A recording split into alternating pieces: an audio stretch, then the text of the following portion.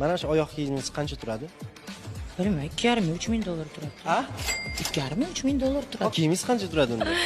Juda ham ko'p. Qimmat. Biz faqat qimmat kiyim kiyamiz. Shuni reyting ushlab turish kerak. Masalan, bitta to'pligingizni qanchaga olasiz? Masalan, bitta Prada. $1,500. Yo, kami arzoni. Tuflilarni o'ziga ham masalan mana eng arzoni $1,500 bo'lsa, hisoblasangiz 2000 gacha shu 11,000 dan oshiq ketgan. Siz qancha ajratyapsiz kiyim uchun? Oy, meniki bebaho. Yo, bizga fakt ayting. Yo'q, shunaqa g'alati savol bu. Nimaga? Nu, shuning uchun.